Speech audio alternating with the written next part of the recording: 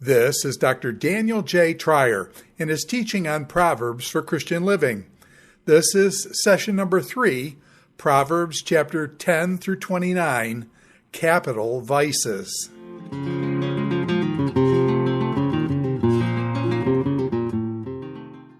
This is our third lecture on reading Proverbs for Christian Living, now addressing Proverbs 10 through 29 in terms of 7 capital vices. Traditional Christian teaching about virtues and vices can help us with synthesizing and applying Proverbs' collected moral wisdom. Whereas individual proverbs are memorable, and sometimes multiple proverbs are placed together in thematic clusters, the application of these proverbs can seem very sporadic as we encounter them in particular, sometimes almost isolated contexts. Being situation-specific is part of their genius, but this genius can hide their larger scale coherence, their shared vision of what it means to fear the Lord by maintaining the bonds of covenant faithfulness and communal flourishing in the context of the created world. Ideally, the tradition of cardinal and theological virtues offers a language with which to communicate Proverbs' positive moral vision. Human beings, however, are now brimming over with selfish folly, with idolatry instead of fidelity to God, and injustice instead of charity. Vices, the opposite of virtues, need their day in court. In Christian circles, the crucial vices have become misleadingly known as the 7 deadly sins.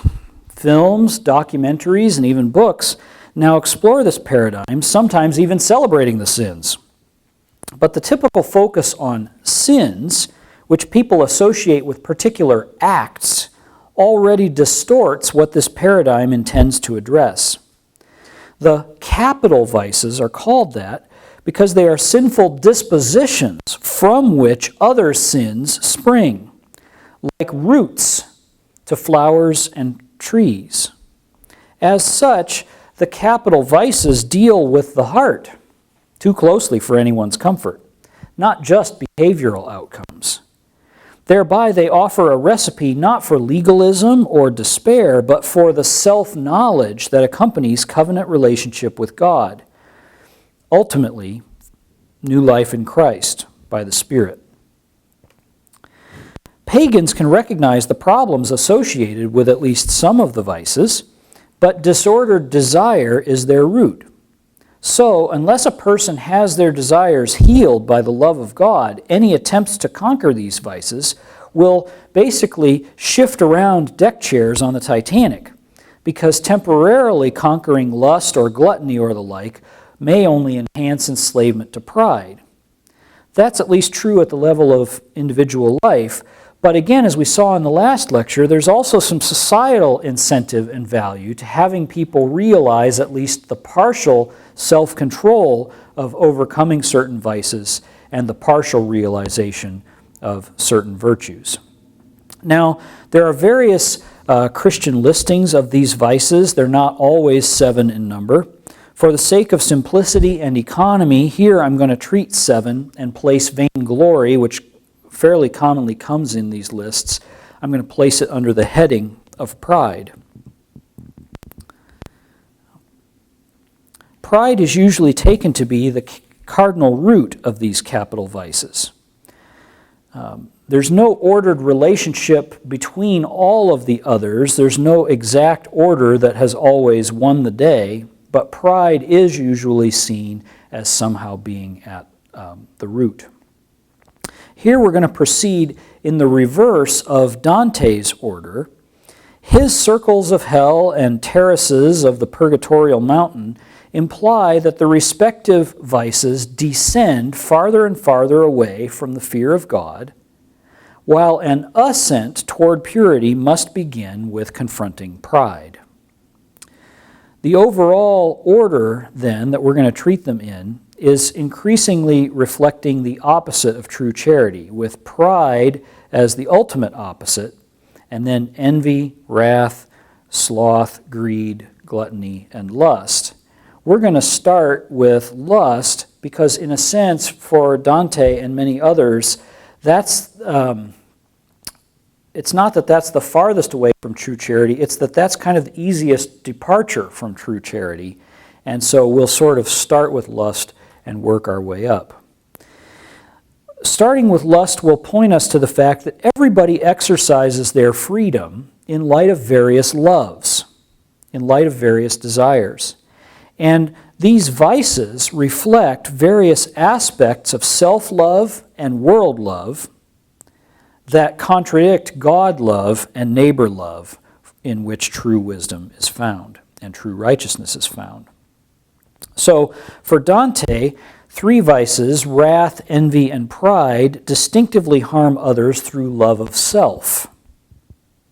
Sloth is a vice that reflects defective love for God, in which our love for God lacks our whole heart. And then three other vices, lust, gluttony, and greed, involve excessive love for creaturely goods relative to God. So in a sense, he's suggesting a kind of pedagogy in which we begin our return toward God by addressing our excessive love for creaturely goods, more wholly loving God himself, and then we are able to stop harming others through our love of self. Of course, the very flexibility of these lists from the Christian tradition in both the content and the order of the vices acknowledges that there are numerous interrelationships among our disordered desires. The present list begins with the deadly sin, then, that is subject to the most mockery in contemporary Western culture, lust. The Christian tradition is treated, by many theologians no less, as a source of body-denying prudery at best and repression at worst. No doubt there are some unhealthy elements among classic Christian thinkers when it comes to sexual ethics.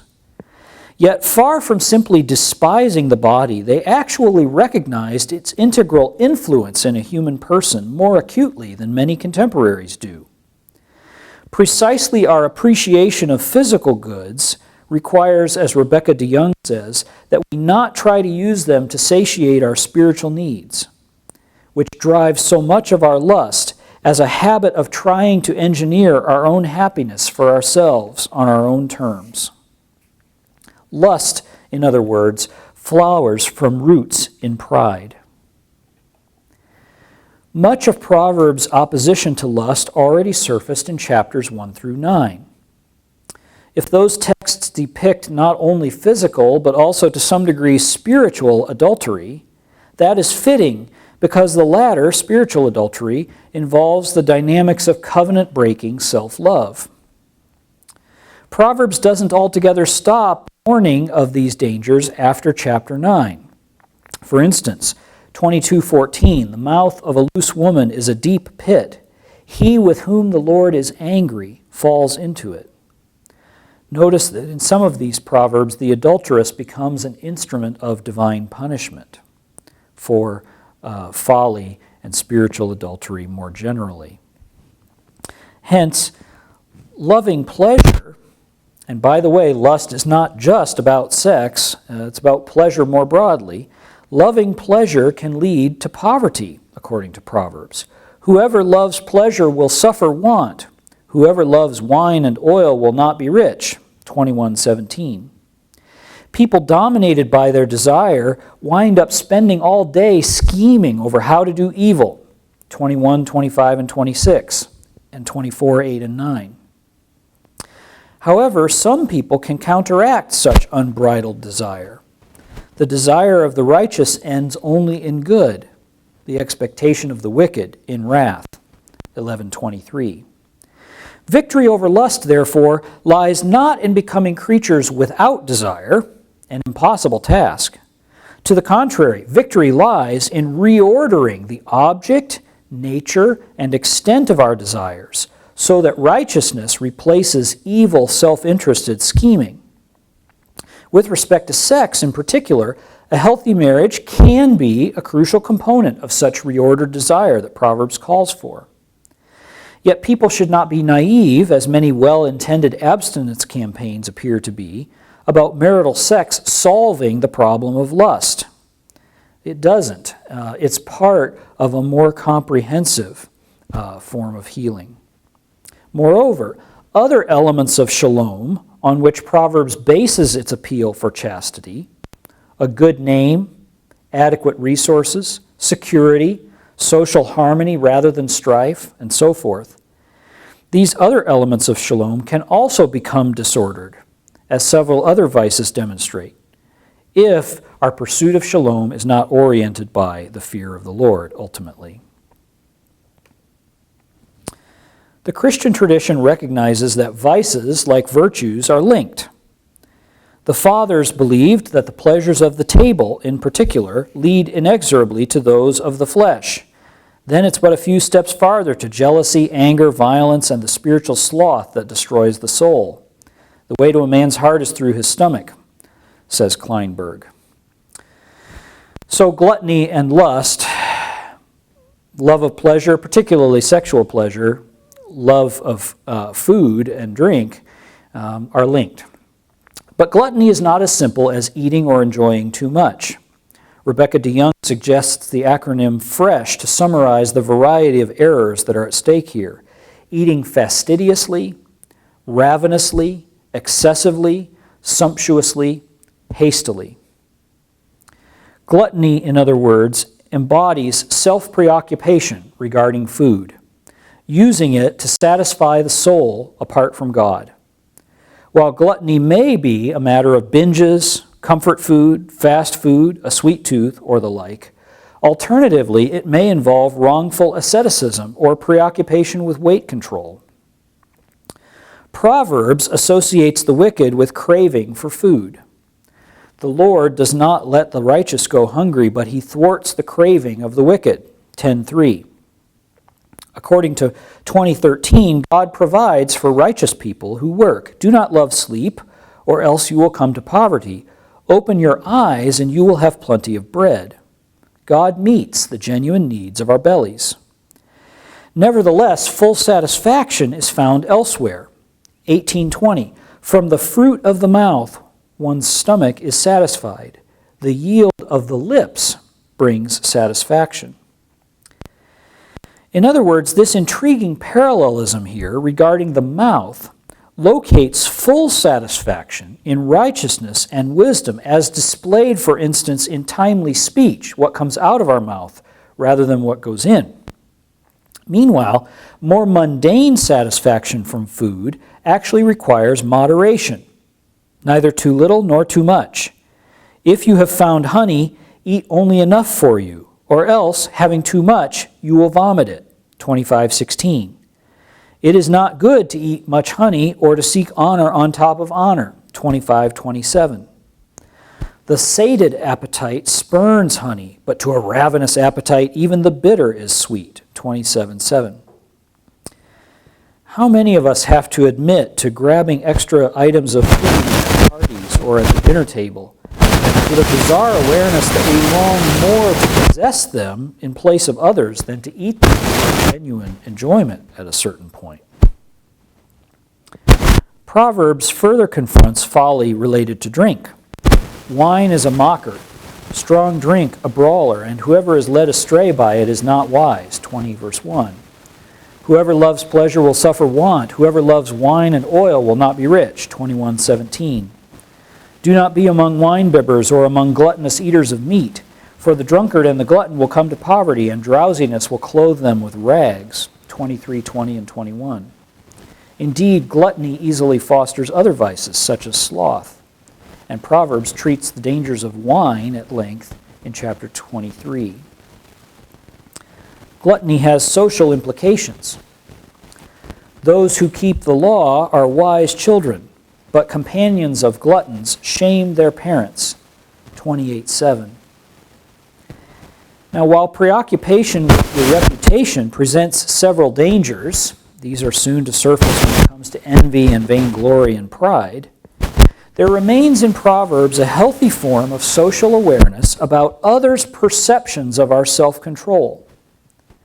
Against excessive scrupulousness and seared consciences alike, the message of Proverbs when it comes to food and drink is consistent with 1 Corinthians 10:31.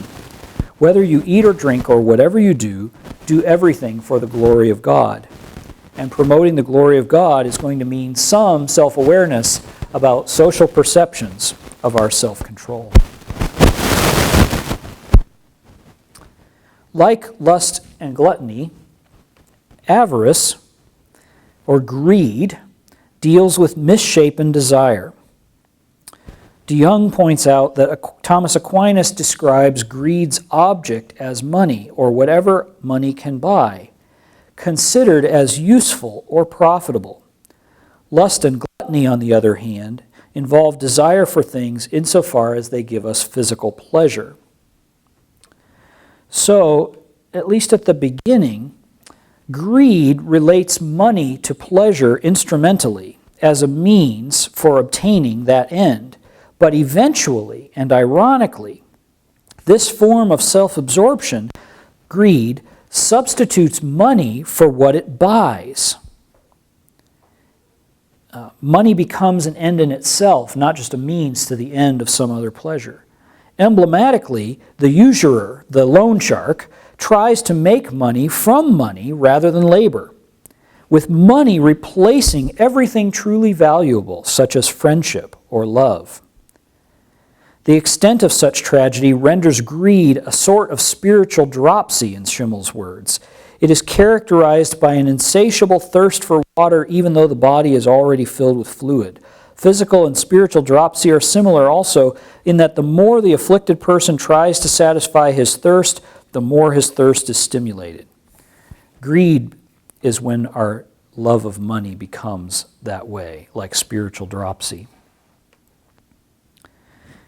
In the classical understanding, virtues stand in between extremes of vice on either side. The virtue that greed opposes is liberality, freely and artfully using money to meet the needs of others and oneself. Seemingly the opposite of greed, prodigality, on the other hand, wasting money, in other words, also violates liberality, freely and artfully using money to meet the needs of others and oneself. And wasting money, prodigality, may even count as avaricious, as greedy. While lacking a form of attachment to money that leads to careful management, such wastefulness still reflects excessive desire for money's usefulness. On the other side, the stingy person whose spending habits seem prudent may be avaricious too. They may hoard money out of a misshapen desire for enjoyment in the future, or out of measuring their own life by money itself. Small wonder then that the love of money is a root of all kinds of evil, 1 Timothy 6:10. John Cassian treats Judas's betrayal of Christ as a parable of avarice, learning from that avarice moves us to betray one another's humanness. In so doing, we betray our own humanity as well. One of the more striking illustrations in Scripture is Ahab and Jezebel's murder of Naboth in order to acquire his vineyard. The story concludes with this telling line, "Indeed, there was no one like Ahab who sold himself to do what was evil in the sight of the Lord, urged on by his wife Jezebel." That's in 1 Kings 21. As with other vices, pride underlies avarice. We are greedy, wanting money for its own sake as some kind of measure of the self. But ironically, pride goes before a fall. The greedy person ultimately loses the dignity of the self because they become a slave to having money. We should add a few relevant principles about wealth that are highlighted specifically in Proverbs. I won't have time to go into them in immense detail, but we at least need to profile them in general. Number one, ill-gotten gain is actually unprofitable. Proverbs confronts greed in various ways. Wealth hastily gotten will dwindle, but those who gather little by little will increase it, 13:11. Those who are greedy for unjust gain make trouble for their households, but those who hate bribes will live. 15:27, and etc. For Proverbs, enjoying wealth is tied to acquiring it rightly, not just exonerating ourselves for avoiding criminal behavior, but considering how our gain affects our community. The acquisition of wealth, secondly, involves a complex set of factors. Proverbs acknowledges that God's sovereign blessing brings wealth. The blessing of the Lord makes rich, and he adds no sorrow with it, 10:22. But human factors are also pertinent, and they are not always positive. The timid become destitute, but the aggressive gain riches, 11:16. Why should fools have a price in hand to buy wisdom when they have no mind to learn, 17:16. Moreover, even the appearance of wealth can be deceiving. Some pretend to be rich, yet have nothing. Others pretend to be poor, yet have great wealth, 13:7. So the acquisition of wealth is complex. Wealth benefits those who don't hold on to it too tightly. Thirdly, the wealth of the rich is their fortress. The poverty of the poor is their ruin, 10:15. So Proverbs is realistic that we need some money to function. But hinting at a broader irony is a passage like 18:11. The wealth of the rich is their strong city. In their imagination, it is like a high wall. But how secure are we really in our wealth? Well, 1 Timothy 6, I think, is consistent with Proverbs when it says, "For those who in the present age are rich, command them not to be haughty or to set their hopes on the uncertainty of riches, but rather on God, who richly provides us with everything for our enjoyment." Verse 17. And then verses 18 and 19 continue with respect to the rich, that they are to do good, to be rich in good works, generous and ready to share, thus storing up for themselves the treasure of a good foundation for the future, so that they may take hold of the life that really is life. The life that really is life involves both solidly anchored hope for the future and oftentimes some enjoyment of God's temporal provision. But if we want ultimate profit, Proverbs is going to try to get us to think about what is better than other things. So, riches do not profit in the day of wrath, but righteousness delivers from death. 11:4. Better is a little with the fear of the Lord than great treasure and trouble with it. Better is a dinner of vegetables where love is than a fatted ox and hatred with it. 15, 16, and 17. We could list numerous other examples of these sorts of better than sayings. God made us to work, from Proverbs' perspective, for resources that meet our family's needs and provide moderate delights that are gratefully enjoyed as divine gifts. Yet wealth confronts sinful humans with idolatrous and oppressive dangers. To look ahead briefly, Proverbs 30, 8 and 9. Give me neither poverty nor riches. Feed me with the food I need, or I shall be full and deny you and say, who is the Lord? Or I shall be poor and steal and profane the name of my God. This wisdom saying is echoed by Jesus when he teaches us to pray, saying, give us this day our daily bread. The vice of sloth, fourthly, gets a multi-layered treatment in Proverbs. First of all, divine provision is usually mediated through hard work, with laziness being a crucial but by no means exclusive factor behind poverty. 10:4. A slack hand causes poverty, but the hand of the diligent makes rich. Those who till their land will have plenty of food, but those who follow worthless pursuits have no sense. 12:11. And I could list a ton of other passages. So, laziness can be a cause of poverty. And laziness is shameful, according to Proverbs. 10:5. A child who gathers in summer is prudent, but a child who sleeps in harvest brings shame. 10:26. Like vinegar to the teeth and smoke to the eyes, so are the lazy to their employers. Ironically, Lazy people often do not realize the social stigma surrounding them, but they actually fall victim to pride. 26:16, the lazy person is wiser in self-esteem than 7 who can answer discreetly. So laziness is shameful. But Proverbs' confrontation of sloth goes beyond condemning laziness, and Proverbs does not simplistically correlate all poverty with laziness. For instance, consider 13:23. The field of the poor may yield much food, but it is swept away through injustice. Furthermore, the Christian tradition defines sloth much more broadly than laziness. The sin of sloth has 2 components: akadia, which means a lack of caring, an aimless indifference to one's responsibilities to God and to man.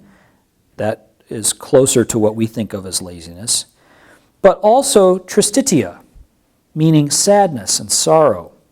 In its final stages, sloth becomes despair at the possibility of salvation, at the possibility of being transformed by God's grace so that we can meaningfully act and grow and change in the world. Certainly in Proverbs, a refusal to work can be recognized as problematic in natural or secular terms at the basic level of nature.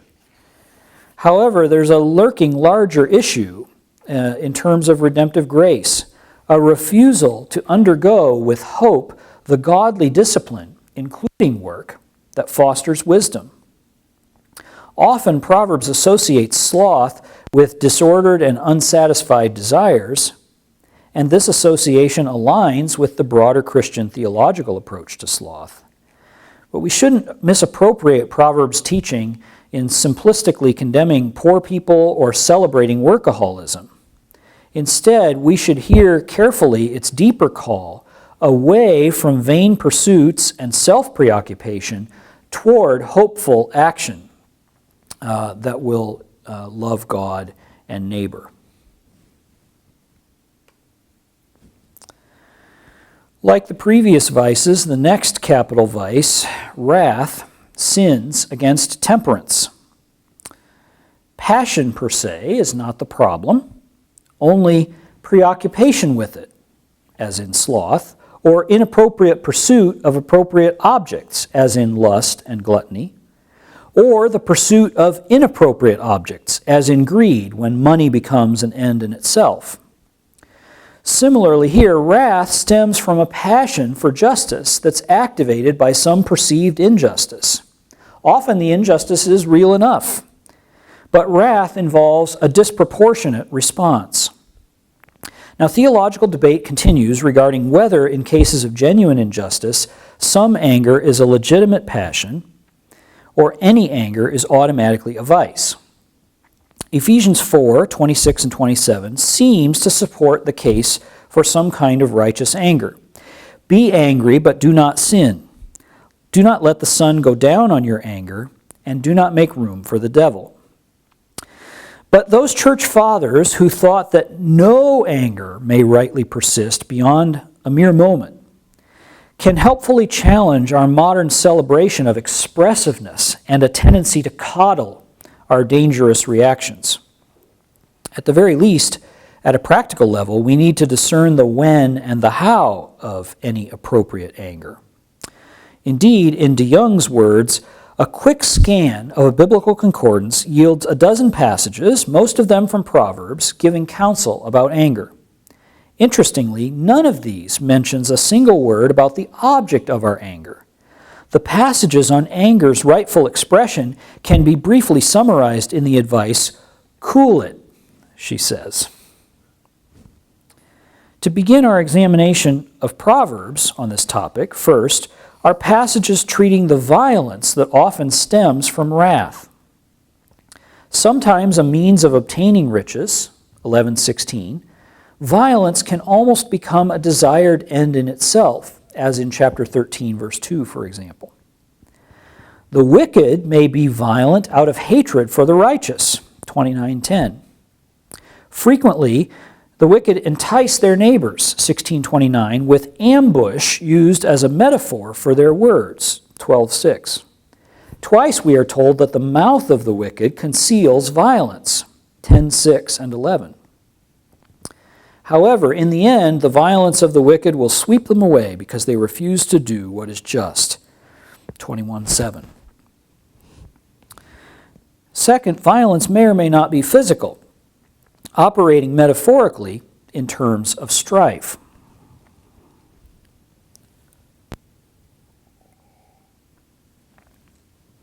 (10:12a) says, hatred stirs up strife.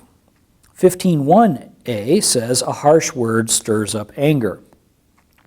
So some texts focus on the instigators of wrath, into which even wise persons can occasionally fall: hatred, harsh words, and the like.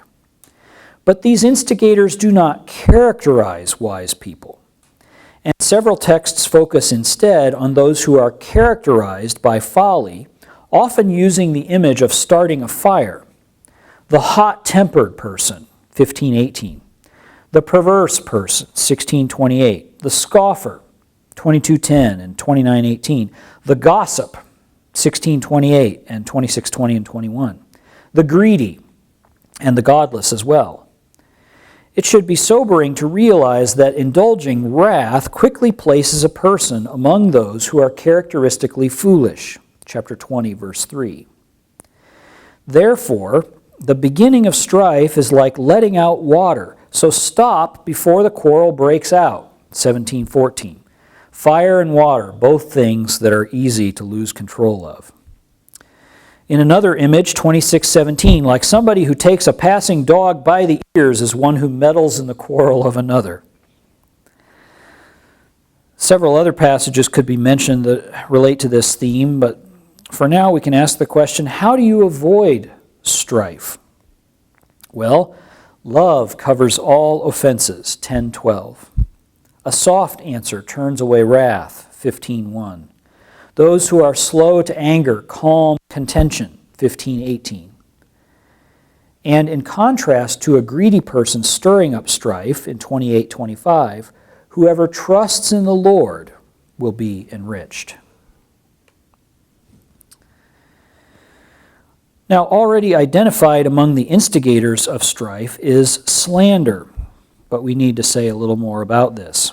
24, 28, and 29. Do not be a witness against your neighbor without cause, and do not deceive with your lips. Do not say, I will do to others as they have done to me. I will pay them back for what they have done.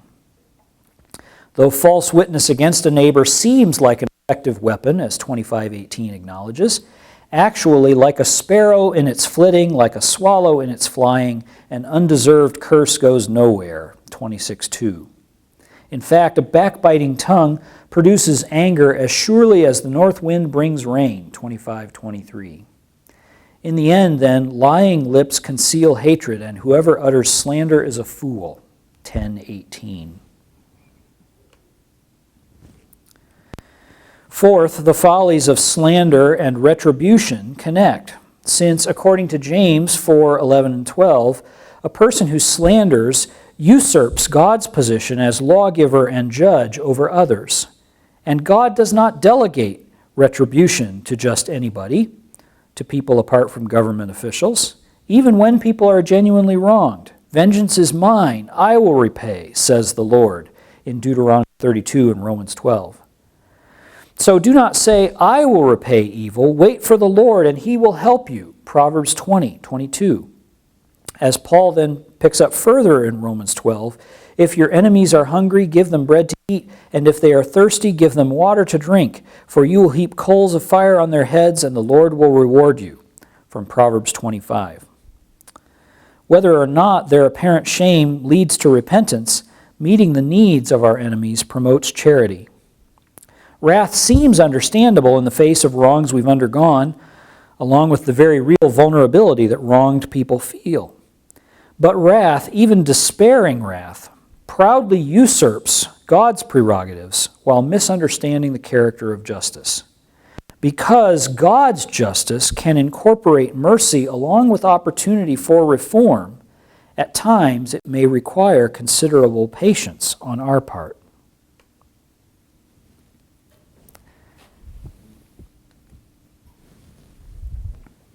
Fifth, Proverbs' broadest opposition to wrath regards a quick temper. Fools show their anger at once, but the prudent ignore an insult. 12:16. Rash words bring sword thrusts, but the tongue of the wise brings healing. 12:18. One who is quick-tempered acts foolishly, and the schemer is hated. 14:17. Whoever is slow to anger has great understanding, but one who has a hasty temper exalts folly. 14:29. From a variety of angles, Proverbs correlates a quick temper with what is unsavory: folly, wounding, scheming, repeat offenses, and on and on. While we don't have the time and the space to pursue the relevant connections to the New Testament very often, which would more fully develop Proverbs' holistic contribution in biblical theology, here it is obviously worth mentioning the book of James, especially chapter 1, verses 19 and 20, and chapter 3, verses 5 and 6, as well as the mentions of strife, anger, quarrels, dissensions, and factions among the works of the flesh that are opposed to the fruit of the Spirit in Galatians 5. Wrath not only reflects intemperance, but it also stems from pride. It's the opposite not only of charity, but of the fear of the Lord, because we're taking something that is God's prerogative in terms of justice into our own hands. Rather than fearing and trusting God so that we can be patient with others, we fear loss for ourselves or beloved others, and we lash out.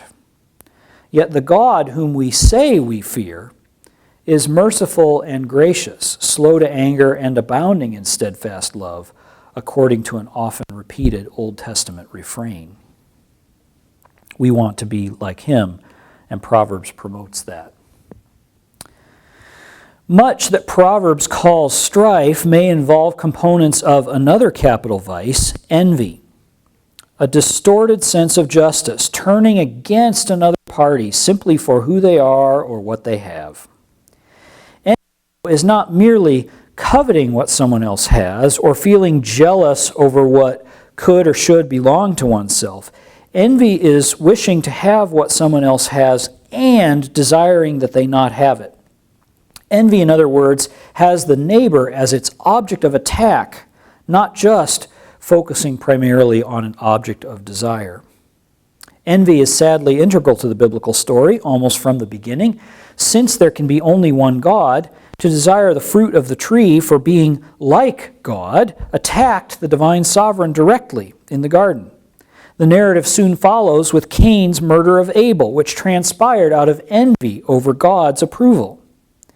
Envy deals even more deeply than covetousness or jealousy with who we are on the inside, violating both aspects of charity, love of God and love of neighbor. Now, as we should expect, Proverbs confronts envy less explicitly than other vices. While Proverbs does address character, not just behavior, the type of literature that Proverbs is involves concrete images for the most part. And these concrete images focus primarily on the resulting social practices and public manifestations, such as speech, rather than on internal dispositions themselves directly. Those are hard to speak of in the way that Proverbs does. Thus, envy is difficult to confront directly with the kind of advice Proverbs usually gives. Nevertheless, Proverbs does baldly say, "Don't envy the wicked and don't envy the rich," in chapters 23 and 24. Plus, many causes of envy are likewise confronted in Proverbs in terms of lust, gluttony, and greed. The reasons for not envying the wicked or the rich are familiar. Their hedonism ironically leads to poverty. They introduce chaos and strife into the social order, and they have no future, even if we don't know exactly how God will deal with them. Proverbs describes envy of the rich as an unfortunate fact of cultural life. Chapter 14, verses 20 and 21, "The poor are disliked even by their neighbors, but the rich have many friends. Those who despise their neighbors are sinners, but happy are those who are kind to the poor." Proverbs also confronts problematic attitudes toward our neighbors that can reflect and generate envy. Whoever belittles another lacks sense, but an intelligent person remains silent. 11:12. The souls of the wicked desire evil. Their neighbors find no mercy in their eyes. 21:10. Do not rejoice when your enemies fall, and do not let your heart be glad when they stumble, or else the Lord will see it and be displeased, and turn away his anger from them. 24:17 and 18, and so forth. The power of envy is apparent in chapter 27 and verse 4. Wrath is fierce and anger is a flood, but who can stand before jealousy? And in 14:30, the life of the body is a healthy heart, but jealousy is a rot of the bones, as Tremper Longman translates it. Jealousy can have a positive connotation within a covenant, when God or a married person is appropriately zealous for the loving fidelity of their partner. Here, though, we're dealing with the rotten envy that eats away at one's insides until it surfaces in a way that spreads harm.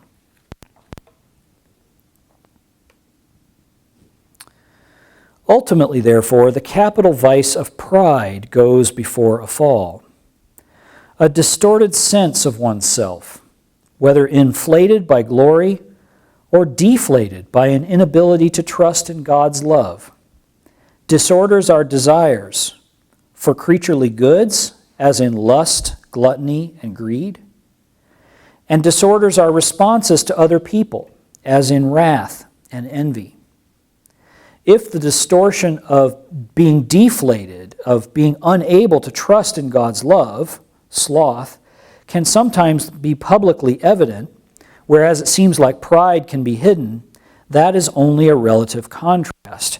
Pride will eventually manifest itself, and then we encounter vainglory. The two are conceptually distinguishable. Pride deals with striving to promote the self in ways the self approves. Vainglory deals with striving to please others. Excellence can be a legitimate pursuit, appropriate for a culture to recognize. In our contemporary culture, though, and probably in many others, people are more interested in the opinion of others than in excellence itself. And this myopia brings vainglory and pride closer together. It's ironic that the contemporary lust for authenticity and self-expression can coexist with a craven need for affirmation from others. Social media, as they're called, or anti-social media as they might actually be, require a lot of particular reflection on this overlap between vainglory and pride at the moment. Vainglory can involve seeking praise for something unworthy or seeking praise from a worthless source, but also seeking praise from others for one's own rather than God's or the neighbor's sake. Pride can involve seeing oneself as the cause of achievements, believing oneself to deserve these achievements even if they come from God, boasting of qualities one actually lacks, or despising others who lack what one has. That list coming especially from Schimmel. Biblical wisdom's distinctive celebration of humility does not oppose proper human dignity, freedom, and individuality. Proverbs presumes that fear of the Lord and traditional guidance place the self in a context that makes it possible to delight in the created world and in human community, to develop as a healthy person whose uniqueness emerges in honoring God and blessing others rather than being radically autonomous. Given how much we are actually shaped by our relational contexts anyway, whether we admit it or not, the choice is not between human individuality and traditional communities, but rather between various types of social formation.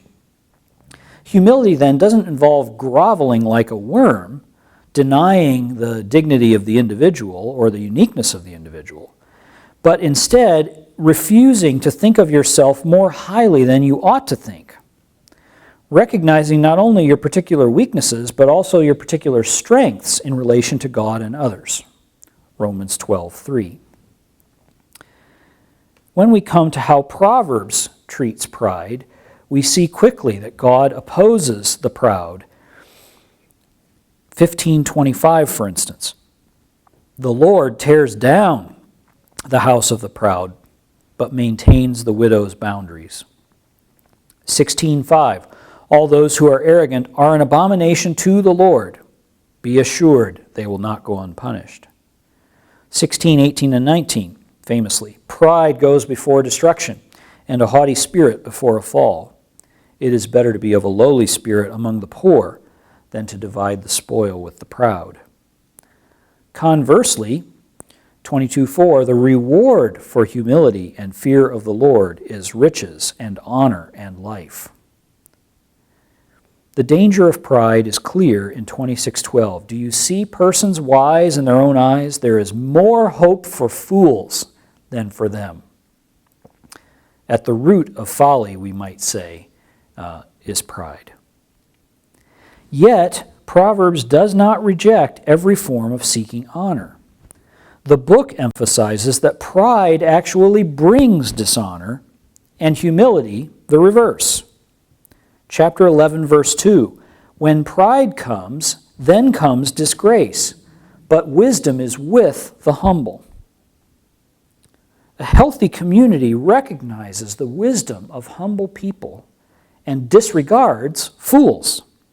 26:1, like snow in summer or rain in harvest, so honor is not fitting for a fool. 22:1, a good name is to be chosen rather than great riches, and favor is better than silver or gold. There is a difference between pridefully pursuing honor solely for oneself to the detriment of others or the denial of having received divine gifts. There's a difference between that and seeking acceptance as a responsible member of a covenant-keeping community. Indeed, Augustine cautions, often the contempt of vainglory becomes a source of even more vainglory, for it is not being scorned when the contempt of vainglory is something one is proud of. We can try to posture as if we are humble people, as the strange new tick of athletes who say that they are really humbled by receiving some honor. That verbal tick is quite revealing about a sort of false humility in our culture. So various proverbs indicate that social status is a test of character. 27:21, the crucible is for silver and the furnace is for gold, so a person is tested by being praised. There is a temptation to curry favor with others rather than dealing with truth in love. We must, however, believe that whoever rebukes a person will afterward find more favor than one who flatters with the tongue. 28:23. In a healthy covenant community, social approval may follow godly action. But in a fallen world, we often need enough fortitude to fear God rather than being enslaved to others' opinions. After all, appearances can be deceiving. As we noted earlier, some pretend to be rich yet have nothing, others pretend to be poor yet have great wealth. As Augustine comments, the thing really to be afraid of regarding riches is pride. He uses the analogy of a bloated wineskin to illustrate the way in which a person relying on riches may appear to be full while actually being an empty beggar. And fools may project confidence, but we should recognize wisdom in a different way. 12:15, fools think their own way is right, but the wise listen to advice. 13:10, by insolence the heedless make strife, but wisdom is with those who take advice. In sum, as the opposite of pride, biblical humility fosters virtuous character through faith's fear of God leading to charity, the opposite of lust and other capital vices. Such humility does not destroy individuality or deny every form of social status. Seeking to avoid moral disrepute in the covenant community is a legitimate goal. Pursuing recognition as a wise person can be healthy. Deadly pride becomes involved when people pursue recognition over against others or apart from divine grace, failing to love God and neighbor, serving only themselves. The analogy that we've been developing between the divine and the human households in Proverbs pedagogy reinforces the deadliness of pride. Those who refuse to accept correction from earthly friends and parents arrogantly reject the discipline of God. As the opposite of fearing the Lord, pride goes before an eventual fall. But sometimes fearing the Lord will call for courageous individuality contra the gang, an implication of true humility. Indeed, people may develop some preliminary elements of prudence or other cardinal virtues apart from faith, but even that modest moral progress would require a measure of humility to listen to the right people in the right way. We may hope, by God's grace, that this humility will point people who are initially on the path to virtue toward their deeper spiritual need, ultimately developing the theological virtues in them by connecting them with the fear of the Lord as the beginning of true, holistic, integrated wisdom.